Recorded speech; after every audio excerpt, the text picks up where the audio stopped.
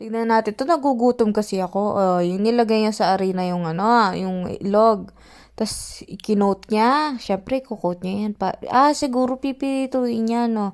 Masarap din yan i-deep fry eh. Para maano siya, maluto-luto sa loob. Oh, tapos, ano yan? Ay po, anong ginawa mo? Binanlawan mo din. Tapos tinanggal niya ulit. Oh, yun na, mababasag na yan. Oh, hindi na buo yan. Oh, nabasag na ako, nagkiyakay eh. Oh, tapos, nilagay niya yung budo, tapos, ano yung mantika? Ano ba? Nahihirapan na ako sa buhay ko, pinahirapan mo pa ako. Oh, tapos, shinake mo. Tapos, ano yan? Butter. Butter, nilagay mo dyan.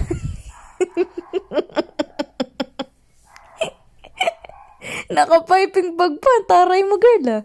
Oh, tapos sinunaw mo. Iniko-ikot mo. Tapos,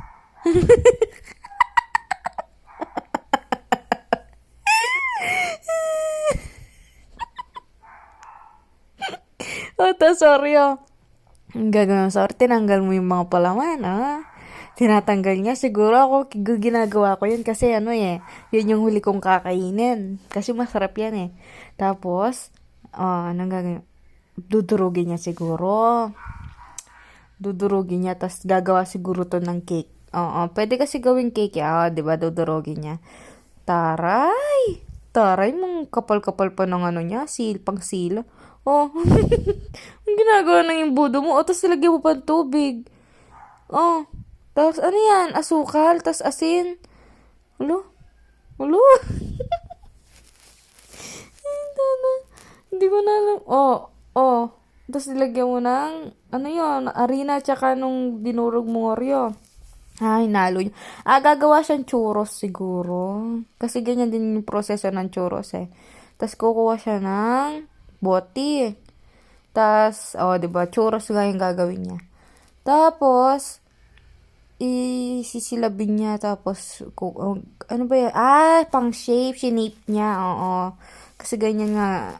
Oh, tapos tinakpan niya, tapos papalamigin niya muna yan. Syempre, bago niya ilalagay niya yung itlog na dinurog.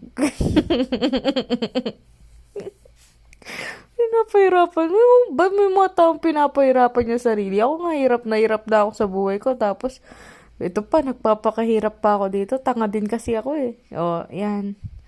Tapos ilalagay niya pa dyan. Ayan. Magpa-pipe na siya. Maganda naman pala yung ginawa niya. Ito pala yung pinakamatino niyang ginawa. Lalagay niya sa baking sheet.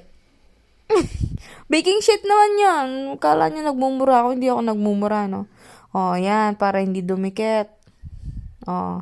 Pinirito niya. Ayan, diba sabi ko sa niya, dididikit yan eh. Yan pala yung matino niyang ginawa. Tapos, pagkatapos niya deep fry, ayun naman pala eh. Mais naman pala yung gagawin mo. Ano yung mga proseso mong may pag-ganon. Bon appetit. Appetite. Ano daw? Basta, di ba bobo din ako, sabi ko na sa inyo eh.